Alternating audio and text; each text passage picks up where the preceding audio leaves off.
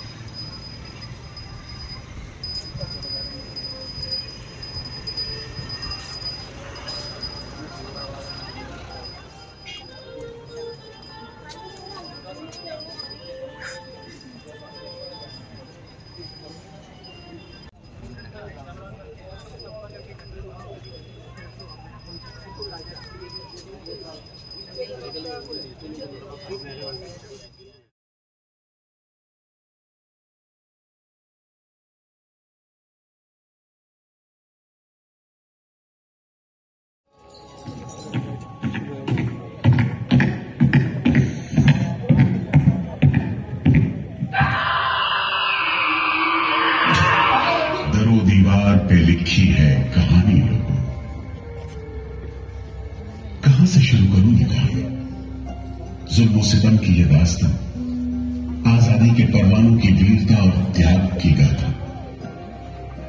मैं जो एक रूह हूं, आत्मा हूं, उन तमाम लोगों की जिन्होंने अपने खून पसीने से, अपने बलिदान से, जान की कुर्बानियों से इस मिट्टी के जर्रे जर्रे को आजादी का तीरथ बना दिया।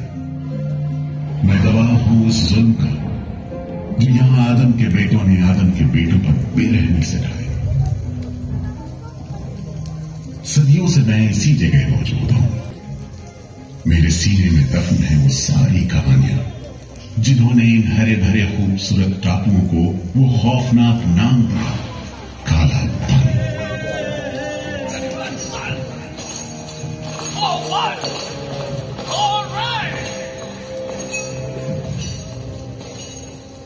तो वहीं से शुरू करते, उसी हरियाली से जो कैद करने वालों के जुल्म और कैदियों के खून पसीने से बेदाग थी।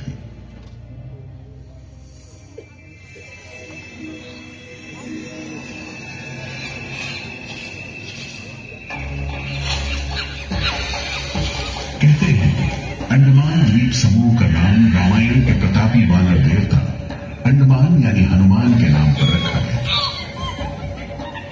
पुराने जमाने से यह कहानी चली आती है कि जब राम ने लंका पर चढ़ाई करने की योजना बनाई थी तो पहले इन्हीं टापुओं से धावा मारने की सोची थी, लेकिन बाद में इरादा बदलकर धनुष कोटि से हमला किया।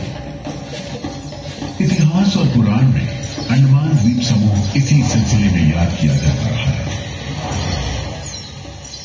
2वीं शताब्दी के रोमन भूगोल शास्त्री टॉलमी ने इन टापुओं को दुनिया के पहले नक्शे में जगह दी और नाम रखा एग्डेल, एक ग्रीक गॉड एगेमेम्नॉन के नाम पर, जो भाग्य का प्रतीक है। इन टापुओं की तरफ लोगों का आना शुरू हुआ। धर्म प्रचारक, लुटेरे, बागी, मल्ला, किस्मत आजमाने को निकले जहाजी, हर तरह के लोग यहां आते रहे। 18वीं सदी के अंत में ईस्ट इंडिया कंपनी ने इन टापुओं पर एक बस्ती कायम करने की कोशिश की और यहां लेफ्टिनेंट आर्चिबाल्ड ब्लेयर को भेजा, मगर यह कोशिश नाकाम रही और अगले 60-70 बरस तक किसी ने इन टापुओं की सुध नहीं ली।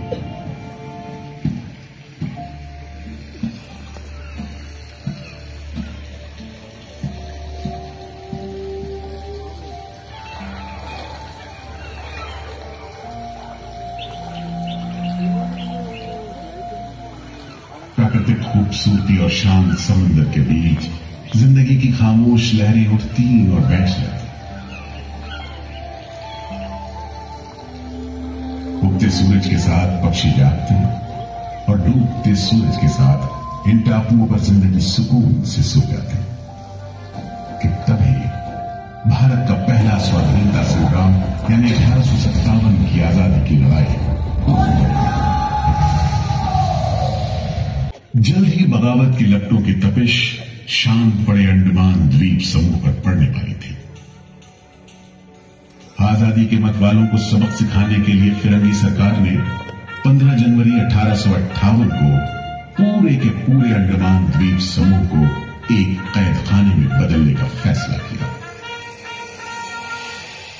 His Excellency गवर्नर जनरल ने काउंसिल में ये फैसला किया है कि अंडमान आइलैंड में कैदियों की एक बस्ती बनाई जाए। इसमें शुरू में ऐसे मुजरिम रखे जाएं जिन्हें बगावत और राजद्रोह और इससे ताल्लुक रखने वाले दूसरे अपराधियों के लिए कैद या देश निकालने की सजा दी गई हो। और इस तरह अंडमान द्वीप समूह की पुरानी खाड़ी का नाम लेफ्टिनेंट आर्चिबाल्ड ब्लेयर के नाम पर पोर्ट ब्लेयर रखकर मुजरिमों की बस्ती कायम की गई। सन 57 के वीरों के नक्शे कदम पर कुछ ही साल बाद अंडमान की धरती पर पैर रखे वहाबी आंदोलन के राजनीतिक बंदियों ने 1860 से 1872 के बीच बहुत से वहाबी आंदोलनकारी अंडमान भेजे गए। सरहदी सूबे का रहने वाला एक पठान शेर अली आफरीदी भी अंडमान में उस समय उम्र कैद की सजा काट रहा था और अंग्रेजों से बदला लेने के लिए मौके की तलाश में था।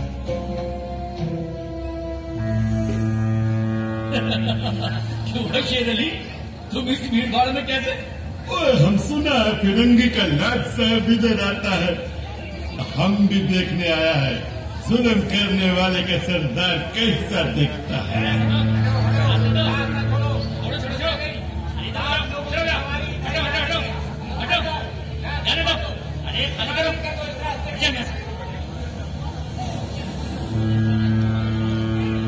अरे देखो देखो आ गए लाट साहब, हम भी इस बहादुर आ गए। मिस्टर बर्ड, मैं सोचता हूँ कि इस खूबसूरती के बीच रहने के लिए प्रिजनर होना भी मैं एक्सेप्ट कर लेता। Yes, indeed. Just look how beautiful this place is. ये प्रिजनर लोग इस खूबसूरती को नहीं देते, वरना इस टापू को प्रिजन नहीं स्वर्ग समझते। यस सर, आप ठीक कहते हैं। इधर आइए प्लीज। हम तुमको खत्म करने का कैदियों के साथ तो हैवानी सुलूक हम बर्दाश्त नहीं करेगा।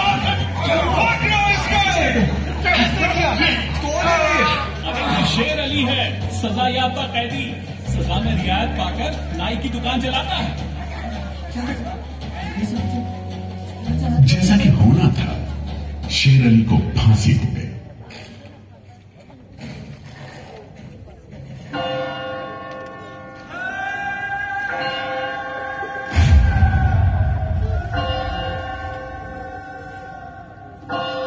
शायद इसी घटना का असर था कि ब्रिटिश सरकार ने कैदियों के साथ और भी कड़ाई बरतने के बारे में गंभीरता से सोचना शुरू किया। नतीजे के तौर पर सन 1896 में पोर्ट ब्लेयर की खौफनाक सेल्युलर जेल का काम चीफ कमिश्नर केविन और इंजीनियर मैकविन की निगरानी में शुरू हुआ। यूरेनस मक्वीन, आपकी जांच पूरी हो गई? यस सर, हमने पूरा टापू का मुआयना कर लिया है। तो आपके हिसाब से जेल कहाँ बनेगी? मेरा राय में जेल इसी जगह बने तो अच्छा रहेगा सर। इस पहाड़ी पर? यस सर, हम इस पहाड़ी को ईस्ट का तरफ ऊपर से काटकर समुद्र से 60 फीट की ऊंचाई पर मैदान बना देगा। इससे दो फायदा होगा, जेल के लिए जगह निकलेगा और पहाड़ी काटने से जो मिट्टी निकलेगा उससे हम नीचे का दलदल को भरकर ऑफिसर्स के लिए टेनिस एंड क्रिकेट खेलने का मैदान, इवन जिमखाना क्लब भी बना सकता सर। तय हुआ कि 5 लाख रुपए की लागत से पोर्ट ब्लेयर की इस पहाड़ी पर जेल बनेगा। फौरन कारीगरों के अलावा 600 कैदियों को काम पर लगा दिया गया। इस जेल में एक वक्त में 700 कैदियों को बंद रखा जा सकता है। योजना के अनुसार जेल के बीचों बीच एक मीनार बनाई जाती थी जिसकी 7 दिशाओं में 7 खंड किसी सितारे की भुजाओं की तरह निकले होंगे। हर खंड में 3 मंजिलें बनाई जानी थी और 7 खंड में कुल मिलाकर 698 कोठरियों का निर्माण होना था। ईंटों की ढुलाई के लिए ट्रेन की 5 मील लंबी पटरी बिछाई गई। इमारत बनाने के लिए ढेर सारे सामान बर्मा से मंगवाए गए। जेल को बनाने में कोई 3 करोड़ ईंटें इस्तेमाल की गई। इंसानी खून पसीने की तो कोई गिनती ही नहीं।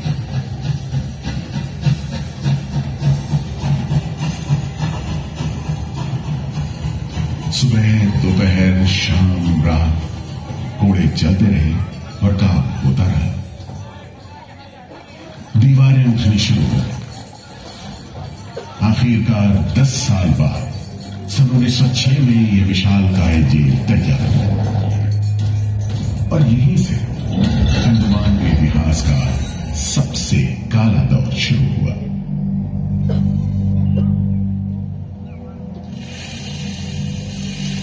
हाँ, सच कहते हो। आज भी उस दौर को याद करके झुरझुरी सी हो जाती है।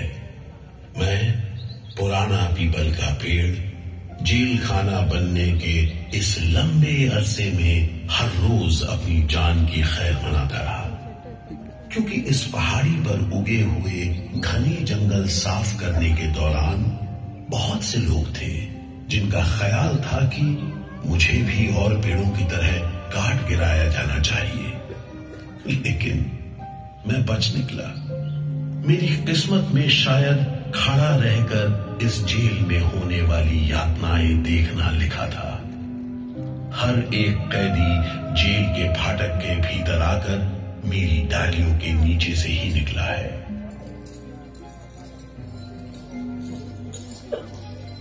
जैसे जैसे अंग्रेजी शासन के खिलाफ आजादी की मांग तेज हुई, ब्रिटिश सरकार ने सेलुलर जेल के फाटक हर छोटी बड़ी बात के लिए खोलने शुरू कर दिए। किसी ने पर्चा निकाला तो अंडमान जेल, किसी ने लेख लिखा तो अंडमान जेल। लेकिन जब आजादी की लौ दिल में जल रही हो तो लोगों को कब तक रोका जा सकता है? 20वीं सदी शुरू होते होते फिरंगी सरकार के खिलाफ जंग में तेजी आ गई। अलीपुर षड्यंत्र कांड, चटगांव डकैती कांड, काकोरी कांड, लाहौरी बम कांड, मोबला विद्रोह, नासिक षड्यंत्र, कितने मामले गिनवाएं, ये सूची लंबी है। लिहाजा एक नए किस्म के अभियुक्तों ने अंडमान की सेलुलर जेल में कदम रखा। ये नई किस्म थी क्रांतिकारियों की। क्या शानदार लोग मस्ती में झूमते, गीत गाते जेल में कदम रख रहे थे, मानो जेल नहीं मंदिर जा रहे हो। आजादी के ये परवाने देश के कोने कोने से आए थे। सरफरोशी की तमन्ना अब हमारे दिल में है, देखना है जोर कितना बाजुए का दिल में है। सोहन सिंह भकना हाजिर, मोतीलाल वर्मा हाजिर, पंडित परमानंद शास्त्री हाजिर है, बटुकेश्वर दत्त हाजिर, सचिंद्र नाथ सान्याल हाजिर, उल्लासकर दत्त हाजिर, पृथ्वी सिंह आजाद, पृथ्वी सिंह आजाद हाजिर। हर आदमी के दिल में स्वाधीनता की लौ जल रही थी। इस जोत को बुझाने का काम ब्रिटिश सरकार ने जिस अफसर को सौंपा वो था सेलुलर जेल का जेलर डेविड बेरी। जमादार जी हुजूर। नया कैदी लोग आया? जी सरकार, सभी लाइन से खड़े हैं। ठीक है, सुनो, इनसे कह दो कि इस जगह पर हम शेर को पालतू बनाता है। तुम जेल का दीवार देखता है, जानता है इसको इतना नीचे क्यों बनाया? इधर से कोई भागने को नहीं सकता। यह सब तरफ 1000 माइल्स तक पानी है और ऊपर खुदा है, और तुम हमको देखता है? हम इधर का खुदा है, डेविड बेरी। Get it? इस तरह कैदियों से ठसाठस भरी जेल की गंदी सीलन भरी बदबूदार हवा में कैदियों का बंदी जीवन शुरू होता है। बेड़ियों की आवाज, वार्डनों की गाली गलौज और मार खाते कैदियों की चीख पुकार से गूंजते कोठरियों का दम घुटन माहौल कड़े से कड़े इंसान को तोड़ने के लिए काफी था।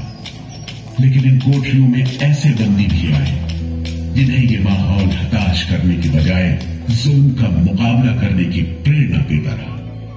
वीर विनायक दामोदर सावरकर। बेड़ियों में जकड़े वीर सावरकर जब सेलुलर जेल के अहाते में दाखिल हुए तो उनकी जंजीरों से जुड़े लोहे के पट्टे पर उनके जेल की मियाद खुदी हुई थी 50 बरस। 24 दिसंबर 1910 से 30 दिसंबर 1960 तक।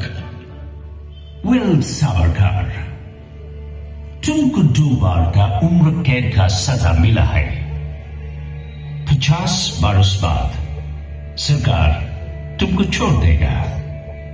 मिस्टर बेरी, तुम्हें विश्वास है कि तुम और तुम्हारी सरकार 50 बरस यहां रह पाएगी? सावरकर को इस बात में रत्ती भर भी शक नहीं था कि आजादी की जो लपटें हिंदुस्तानियों के मन में धड़क रही हैं, उन्हें अंग्रेज अब बुझा नहीं सकेंगे और जल्द ही उन्हें जाना होगा। इसी प्रबल विश्वास के बल पर सावरकर 10 बरस लंबा अरसा सेल्यूलर जेल की एक ही कोठरी में रह सके।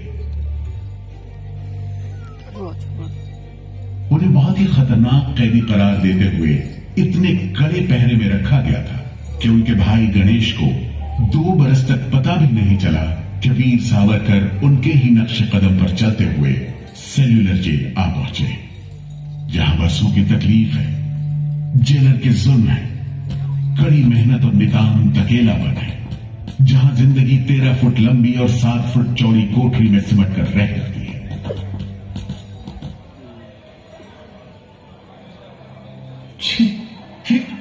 ये कैसा रद्दी खाना है? चावल में कंकड़ है, सब्जी में रेत है और दाल में कीड़े। खाना क्या है? घास फूस है। बर्तन भी देखो कैसे टूटे फूटे, जंग से लाल और तेल से जुड़े हुए। सबसे ज्यादा कमी तो पानी की है। आज सुबह जब मैंने पानी मांगा, जमादार बोला दिन में 2 बार मिलेगा बस। अरे पीने लायक होता तो बात थी, इतनी बात मारता है कि नाक बंद करके पीना पड़ता है। इस खाने को कैसे खा सकते हैं? कैदियों को गाली देना या पीटना मामूली बात थी, चाहे वो खा रहे हों या काम कर रहे हों। और काम न सिर्फ मुश्किल था बल्कि उसका कोटा भी तय था। 7 में से 4 खंडों की कोठरियों में तेल निकालने के उपकरण लगे थे।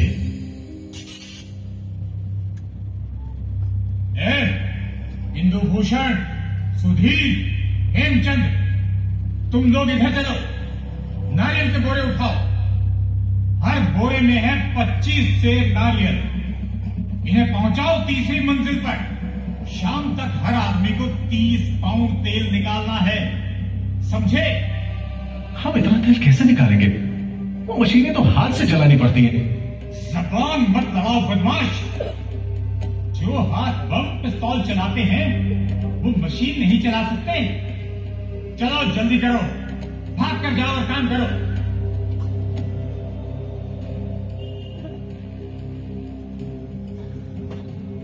मेरा बात ध्यान से सुनो। जी हुजूर। जो आदमी काम नहीं करे उसको पेट लगाओ। जी हुजूर। समझा? जी। सजा दो, कोई छूट नहीं दो। जी। कोटा पूरा कराओ। जी। लेकिन तमाम मारपीट और गाली गलौज के बावजूद यदि कैदी काम पूरा न कर पाते, तब जो सजा मिलती वो किसी की भी हिम्मत तोड़ने के लिए काफी थी। जमादार। जी हुजूर। इसको 2 दिन तक टाट का वर्दी पहनाओ। कल से इसका खाना बंद। जी। सिर्फ 2 का खंजी दो। जी हुजूर। ये पहला बार काम नहीं पूरा किया। जी। इस वास्ते इसको 1 हफ्ता हथकड़ी में रखो। जी हुजूर। ये बागी का बच्चा है, इसको बेड़ी डालो। इसको भी बेड़ी डालो 6 महीने तक। जी हुजूर। तुम अब तक 5 बार काम का कोटा पूरा नहीं किया, हम तुमको इस बदमाशी का मजा चखाएगा। जमादार। जी हुजूर। इसको तन्हाई में रखो। जी। Solitary confinement. जी। कोठरी में काम दो। जी। और इसको पेट लगाओ। जी। और मारो, और मारो। नारे बोलेगा। बोल नारे, बोल, बोल नारे, बोल, बोल नारे, जितनी ताकत है बोल नारे।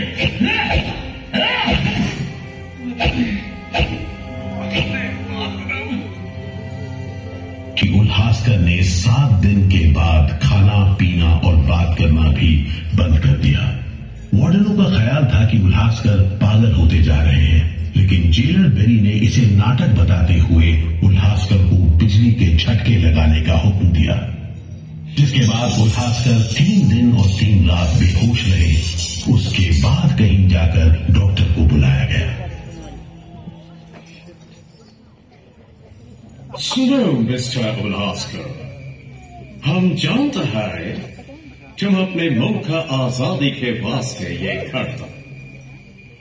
हम तुम्हारा काम को ठीक नहीं समझते, लेकिन तुम अभी जवान है। एक दिन अपना सजा पूरा करके वापस अपना मुल्क जाएगा, तब अपना हाथ से जान क्यों लेता? क्या तुम डरपोक है?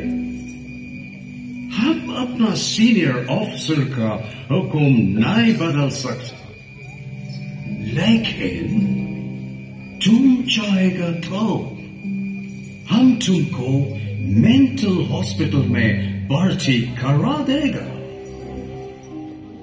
ठीक है, इन जानवरों के बीच रहने से पागलों के बीच रहना बेहतर होगा। उल्हासकर की सारी तकलीफ का जेलर डेविड बेरी पर कोई असर नहीं हुआ। उल्हासकर के जाने के बाद बेरी ने वीर सावरकर को चिढ़ाते हुए पूछा, क्यों सावरकर, तुम भी पागलपन का बहाना करेगा क्या? तुम्हारे बाद मिस्टर बेरी। अच्छा। हाँ, जिस तरह के अत्याचार तुम कर रहे हो उनसे कोई भी आदमी पागल हो सकता है। रहने दो ये सब बात सावरकर, तुम अच्छी तरह जानता है उल्हासकर पागल नहीं है, बहाना खाता है।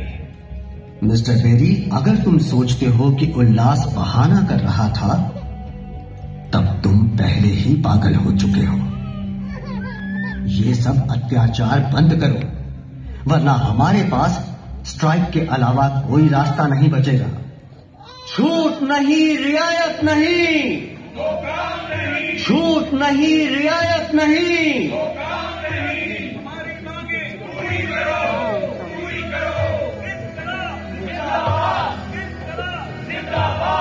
बंदियों को छोड़ दो, बंदियों को छोड़ दो। और इस तरह कैदियों ने अपना आखिरी हथियार इस्तेमाल करना शुरू किया। हड़तालों का एक लंबा सिलसिला चल पड़ा, मगर ऐसे मामलों से जेलर बेरी और उसके अमले के रवैये में कोई खास फर्क नहीं पड़ा। कुल मिलाकर सेलुलर जेल के कैदी तकलीफ और बदसलूकी के बीच अपने दिन गुजारते रहे। कि जिसके सामने बुलबुल देश प्रेम के गीत गा रही हो, वही सावरकर की कोठरी है। एक बार में 3 कैदियों को फांसी पर लटका दिया जाता। दिल दहला देने वाली चीखें निकलती, जेल का घंटा घन-घना उठता, जेल की मीनार पर लगी बत्ती जलती बुझती रहती और 8 मील दूर तक खड़े जहाजों तक खबर पहुंच जाती कि फिर से कुछ कैदियों को फांसी पर लटका दिया गया है। 12 मई 1933 को कैदियों ने फिर भूख हड़ताल का सहारा लिया। भूख हड़ताल करने वालों में सरदार भगत सिंह के बहादुर साथी महावीर सिंह भी शामिल थे। हड़ताल के 5वें दिन जब कैदियों को जबरदस्ती खुराक दी जाने लगी, तो महावीर सिंह ने ताकतवर विरोध किया। जालिमों, तुम नहीं जानते कि हम कौन हैं। हम मर सकते हैं और छुपकर नहीं रह सकते। हमें ऑर्डर मिला है तुम्हें दूध पिलाने का। चलो जमादार, पकड़ो इसे। इंकलाब जिंदाबाद।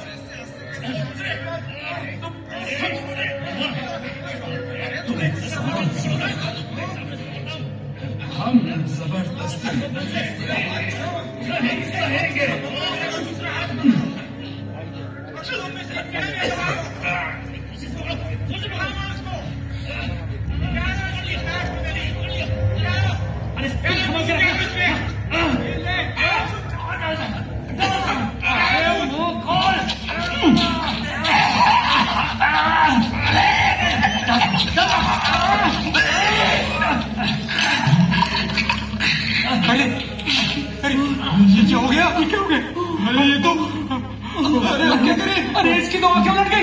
अरे इसकी तो आंखें उलट गई है। अब क्या करें? लगता है दूध इसके फेफड़ों में चला गया है। जाओ, नली निकालो, जल्दी करो, जल्दी। इसकी तो सांस बंद हो गई। अब क्या होगा? होगा क्या? लाश को गुपचुप ठिकाने लगा दो, किसी को कानो कान खबर ना हो। मैं तो कहता हूँ साहब, इसकी लाश को बोरे में डालकर पत्थर से बांधकर समंदर में बहा दीजिए। किस्सा खत्म। चलो, फिर ऐसा ही करो। छटपट ले जाओ उसे, छटपट ले जाओ। लेकिन ये खबर छिपी नहीं रह सकी। जब लोगों को पता चला तो देश भर में विरोध की भीषण लहर फैल गई।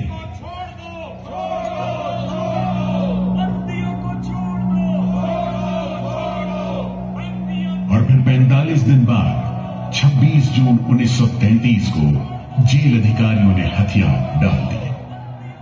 लेकिन देश अभी भी गुलामी की जंजीरों में जकड़ा हुआ था। इन्हीं हालात में सन 1937 के संवैधानिक सुधार लागू किए गए और कांग्रेस ने अनेक प्रांतों में मंत्रिमंडल कायम किए। स्वाधीनता की तरफ बढ़ते कदमों में तेजी लाने के लिए अंडमान के सेलुलर जेल के बंदियों ने भी आवाज बुलंद की। बंदियों की रिहाई, स्वदेश वापसी और राजनीतिक बंदियों के लिए बेहतर सुविधाएं हासिल करने की मांग को लेकर 24 जुलाई 1937 को सेलुलर जेल के कैदियों ने सामूहिक अनशन शुरू किया।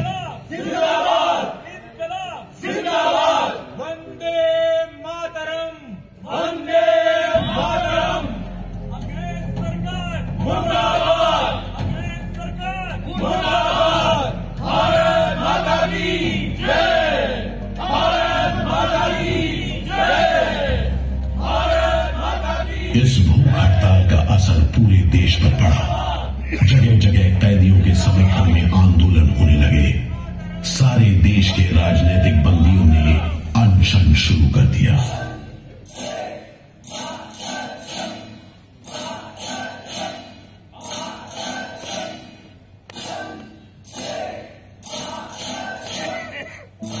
गुरुदेव रविंद्रनाथ ठाकुर और कांग्रेस की कार्यकारिणी की तरफ से जवाहरलाल नेहरू ने कैदियों से भूख हड़ताल समाप्त करने की अपील की और 28 अगस्त 1937 को गांधी जी ने सेलुलर जेल के बंदियों को तार से संदेश भेजा। मैं गुरुदेव रविंद्रनाथ टैगोर और वर्किंग कमेटी की राय में अपनी अपील भी जोड़ना चाहता हूं। आप सब हड़ताल वापस ले लें और हम पर भरोसा रखें। हम आपको राहत दिलाने के लिए पूरी कोशिश कर रहे हैं। कैदियों पर गांधी जी की इस अपील का बहुत असर पड़ा। सभी कैदियों ने आपस में सलाह करने के बाद जवाब दिया। देशव्यापी अपील और आपके संदेश ने हमारे दिलों को छू लिया है। हम इस भरोसे पर भूख हड़ताल मुलतवी कर रहे हैं कि सारे देश ने हमारी मांगों और हमारे उद्देश्य को अपना बना लिया है। वंदे मातरम। 36 दिन के संघर्ष के बाद एक बार फिर बंदियों की जीत हुई। नतीजे के तौर पर सितंबर 1937 से सेलुलर जेल के कैदियों की स्वदेश वापसी शुरू हो गई। आखिरी जत्था जनवरी 1938 में रवाना हुआ और 80 साल बाद सेलुलर जेल राजनीतिक बंदियों से खाली हो गई और अंडमान द्वीप समूह के इतिहास का एक तकलीफदेह दौर खत्म हो गया।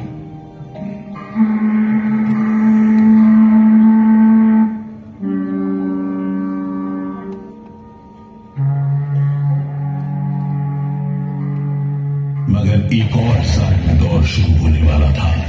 1939 में दूसरा विश्व युद्ध शुरू हुआ और 1942 में जापानियों ने अंडमान पर कब्जा कर लिया।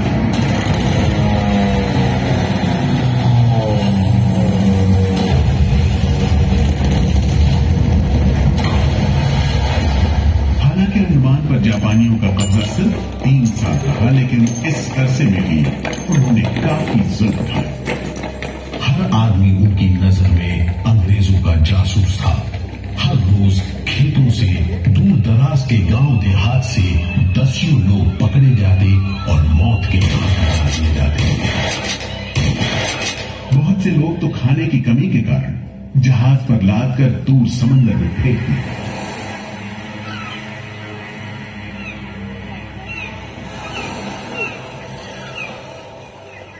इसी दौरान नेताजी सुभाष चंद्र बोस अंडमान आए और जेल का मुआयना भी किया, मगर जापानी उन्हें जेल के उन हिस्सों में नहीं ले गए जहां वो सैकड़ों कैदियों को जासूस करार देकर तकलीफें पहुंचाते थे। अपनी छोटी सी अंडमान यात्रा के दौरान नेताजी ने तिरंगा भी फहराया।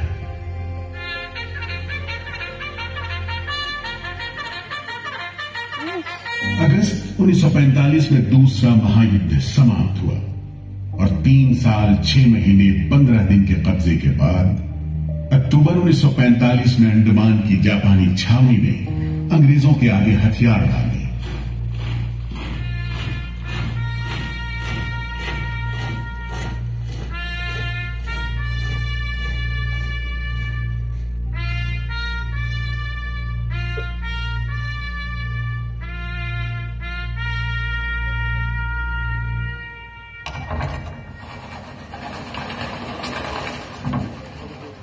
सेलुलर जेल के फाटक एक बार फिर खुले और कैदियों को रिहा कर दिया गया। इसके बाद 2 साल के अंदर अंदर भारत में ब्रिटिश सरकार का शासन खत्म हो गया।